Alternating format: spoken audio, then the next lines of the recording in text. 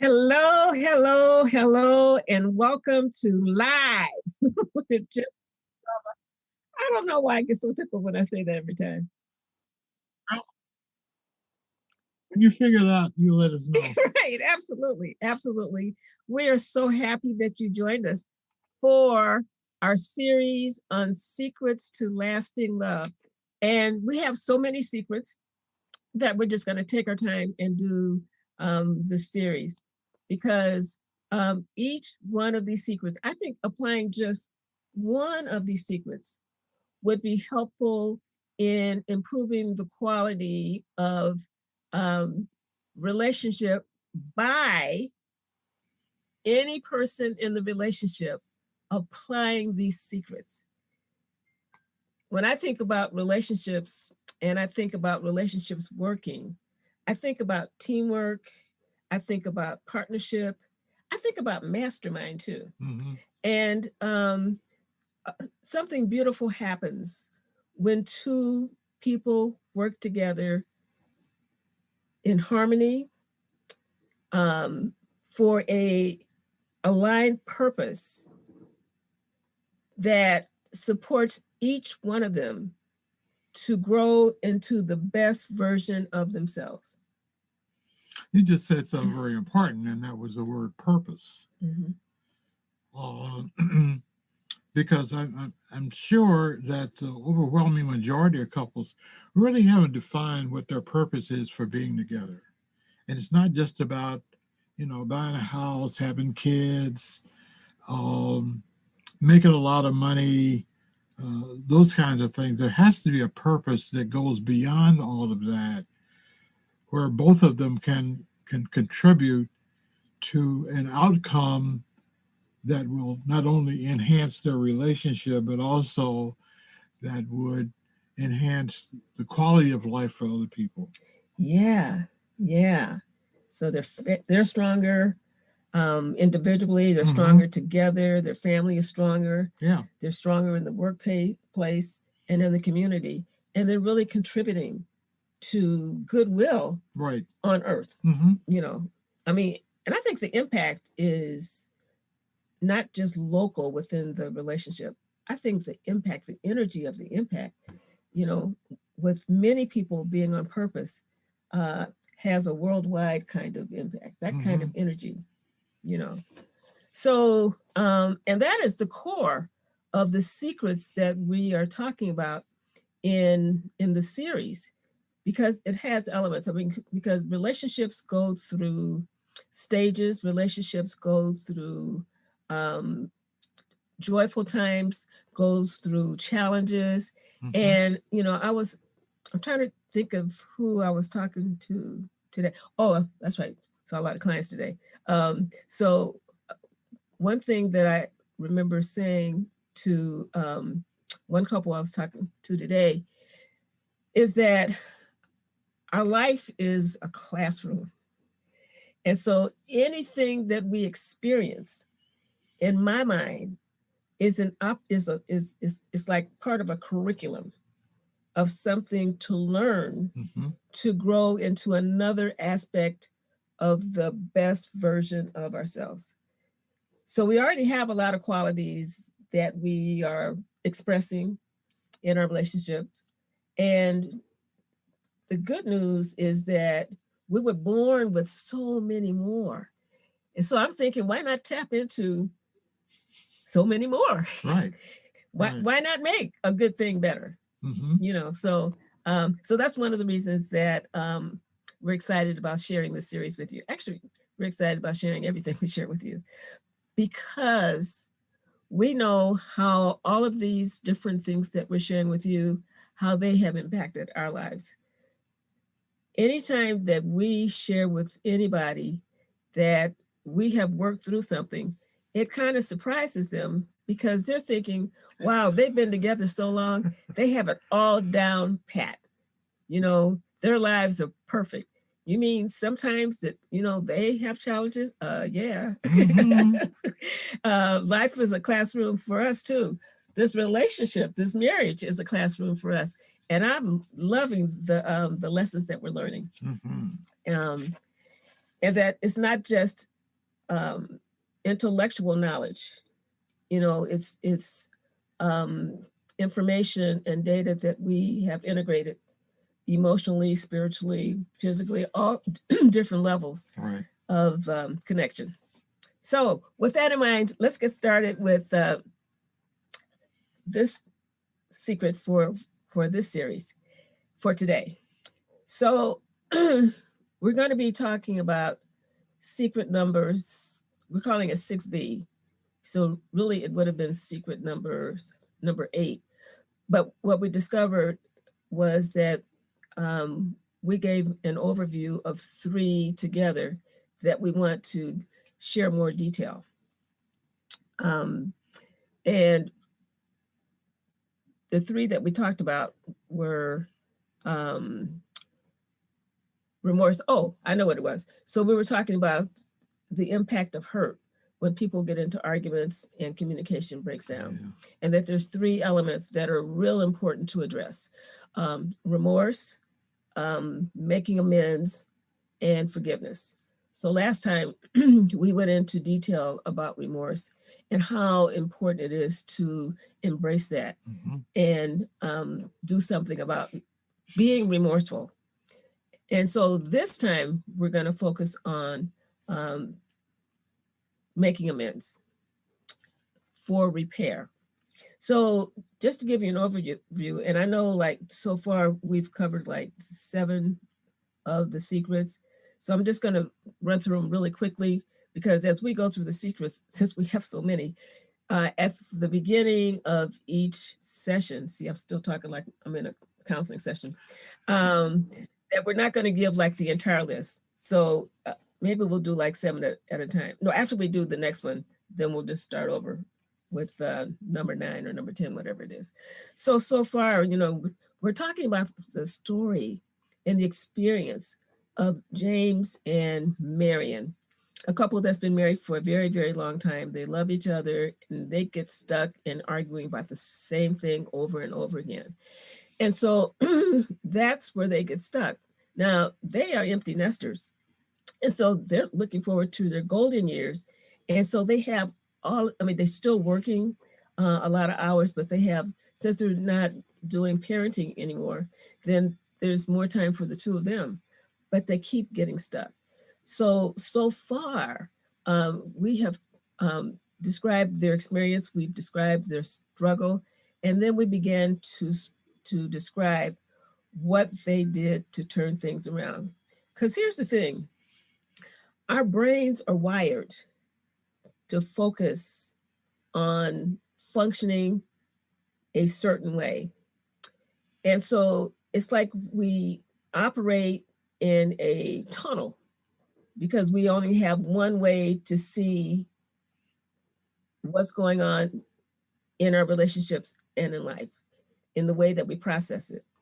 And so when you have 2 people who are wired differently, who love each other and are in relationship, when everything's going well, it's not a problem.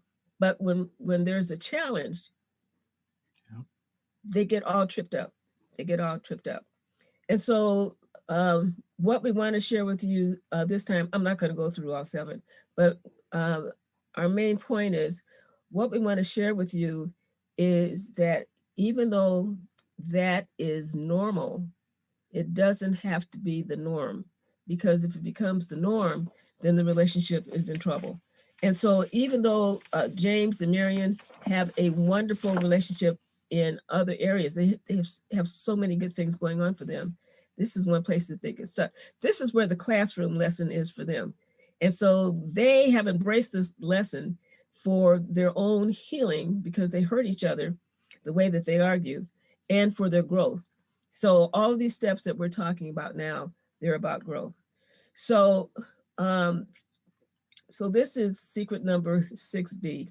I wish we had another way to number this. And that is called be a change agent. That means making amends. And you'll probably notice that when we share a secret, we start off the secret with the word be, because we believe that change happens, that transformation happens when people are aware of how they're showing up in their relationship. People want love, they want connection and what have you. And so what we know works is the be, do, have principle. If you want to have a more fulfilling relationship, then you have to be more of the change that you want to see. So that's why when you hear each one of those secrets, you're going to hear, we call them be attitudes.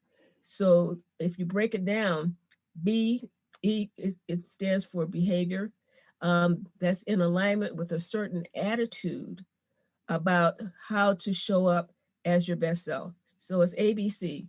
Oh, no, it's not BAC, but excuse me, that um, anytime anybody is applying any of these principles, um, that they are developing or honing certain characteristics that are part of being the best version of yourself. Okay, so we're going to talk about being a change agent and making amends.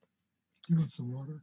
Um, I think I'll be okay. Thanks All for right. asking. Okay. Sure. So let's talk about a little bit about what amends are. You know, many times people will say, I'm so sorry.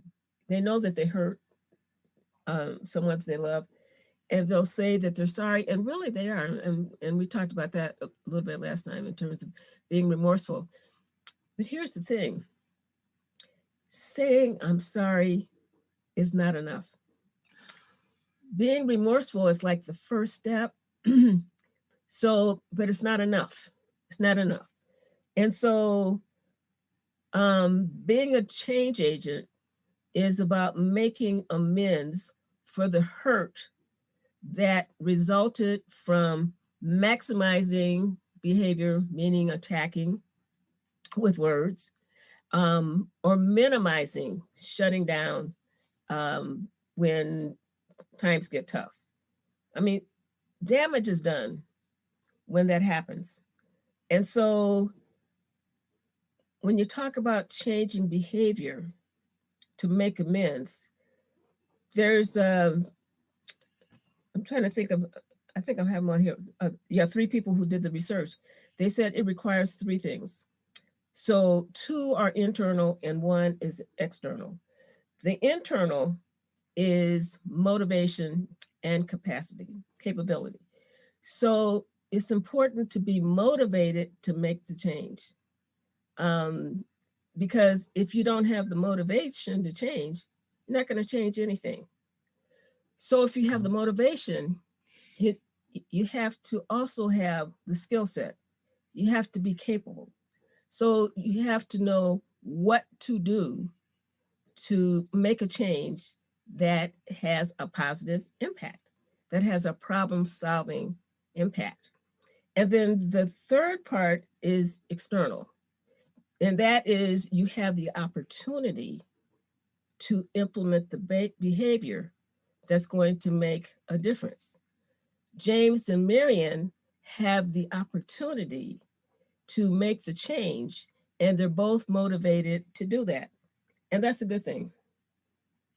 You know, one of the things I'd like to add to what you say, by the way, I agree with everything you said so far.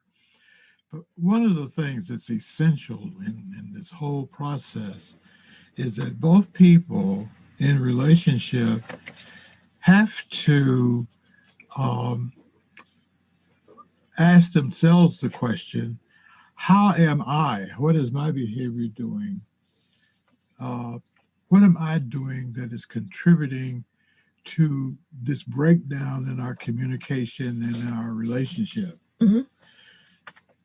But that's so unusual because most people look at their partner as being the person who is responsible for the breakdown and unwilling to take a look at themselves and ask themselves, what can I do to make a difference here? And when you do that, it gives you a wonderful opportunity for personal growth and also an enhancement in your relationship. Yes, absolutely. And it requires part of this amends process and changing the correct behavior that's going to make a difference is based on something that we talk about in our workshops. This is an Imago thing. And you guys will hear us talk about Imago. It is a relationship theory and therapy that we do. Oh, so one of the things that we talk about in making amends, even though we use it in another context when we do our workshops, is that the person who's making amends needs to make sure that they are doing the behavior that the other person needs to experience. So many people get caught up in the golden rule. The golden rule, do unto others as you would like to be done unto. Well, if you do unto your partner something that you think will be healing for them, and they need something else for healing, then the golden rule is not going to work for you. That's why the platinum rule is so important, to do unto others as they need to be done unto. So it's really important for James and Marion and others to know what the partner needs for the healing. You know, what kind of words, what kind of behaviors that they need to see and experience and feel consistently, because change comes with consistency. Trust is built with consistency. And so James, and it looks like I have a typo on the slide. So James, for him, it means coming out of his shell and being present for Marion, because that's what she needs for healing. The more that he does that behavior change, the more it's going to have a healing impact on her. And since that's a stretch for him in that classroom of that situation, he is going to grow in an important characteristic within him that wanted to grow but didn't know how. But now he knows how. For Marion, it means managing her emotions, because when she gets triggered, she's just all over the place. And so that's what James needs, because when she gets upset, you know, her tone of voice raises and, you know, he feels attacked. So she's got to calm it down on the inside so that she can get really clear about what it is that she needs. They're both reaching out to each other. Well, he's not reaching out because he goes in the shell. But so the way that they were doing it before has not worked for them at all.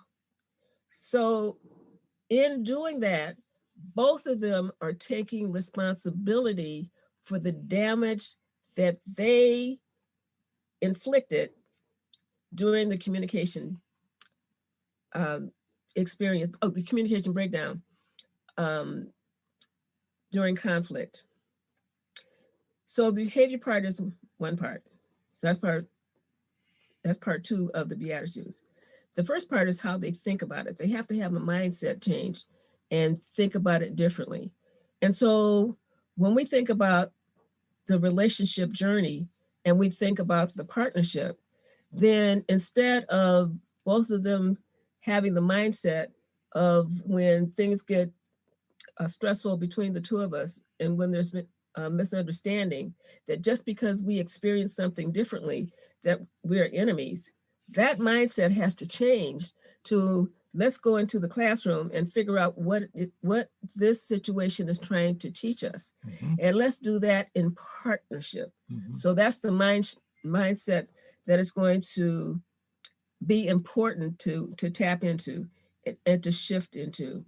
And then again, to be consistent, going into that classroom, and part of going into that classroom is going in within and being reflective and just think through what just got triggered in me. What is it that I'm reliving right now, and peeling away the layers until getting to the point where you're saying, oh, this is what I needed in that situation, and then ask for it. So why is this important? So one of the reasons why it's important is because a stiff apology is a second insult. The injured party does not want to be compensated because they have been wronged. They want to be healed because they have been hurt. And that's from Gilbert K. Chesterton. We agree with him 100%. 100%. And so that's why this step is so important. And that's why it's part of a three-prong healing process for James and Marion, for us, for others as well. Okay, so it's your turn. Are there amends that you need to make from minimizing like James or maximizing like Marion? You know, when they're in conflict, James shuts down. What does John Gottman call it? He calls it stonewalling.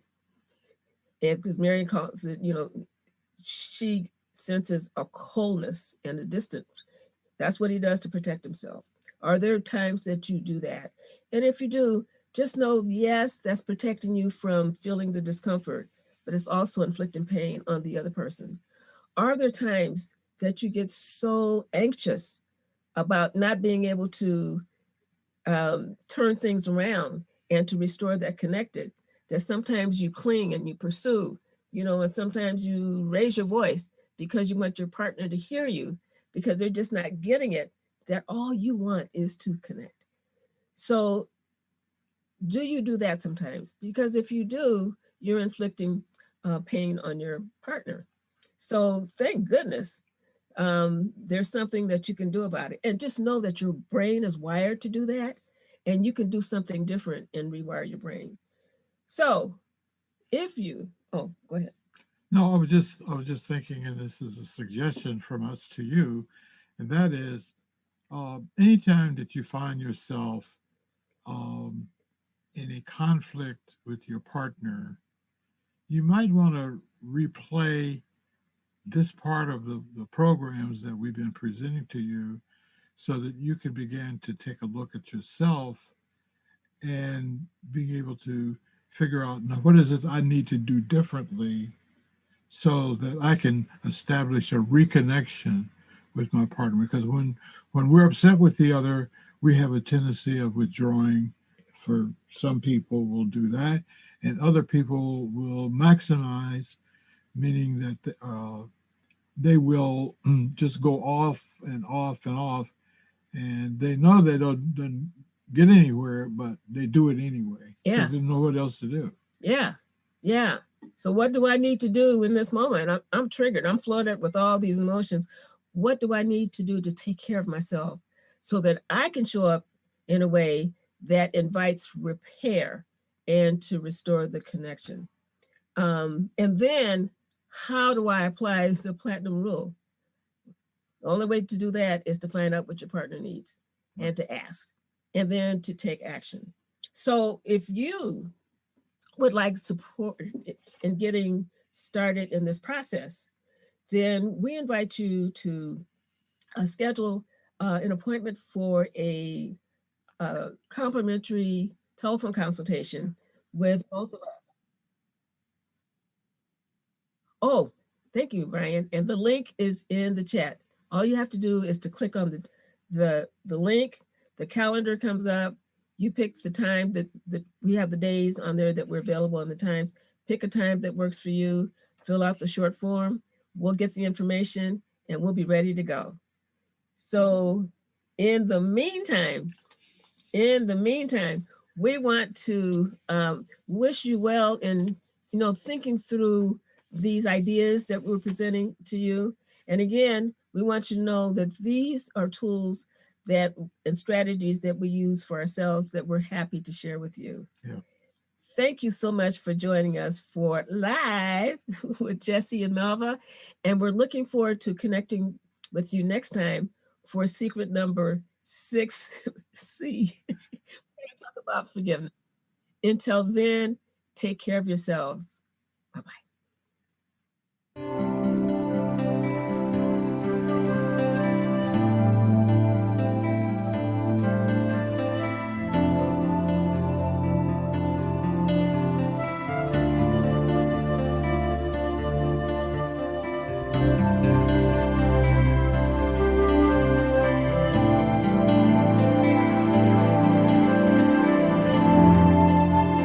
watch Live with Jesse and Melva right here on Solivity TV every Sunday at 5:30 Eastern. Are you ready? Are you ready? Are you ready to become your best self now? I mean, like right now. If you're ready to become your best self, then why don't you join me and Solivity Magazine as we present the New Year, New You celebration along with our very special partner, Beyond Words Publishing. It's going to be Saturday, December 12th, starting at 1 p.m. Now, guys, the best part is you'll be able to watch all of this and enjoy it all from the comfort of your own home. I mean, you'll be able to watch all of these amazing people share their gifts and thoughts about how to close out this year and begin the next year with light, love, and power. I mean, how cool is that? And you're going to be able to walk into 2021 with freshness and some spirit and, of course, inspiration. You do not want to miss this incredible event. We'll see you then.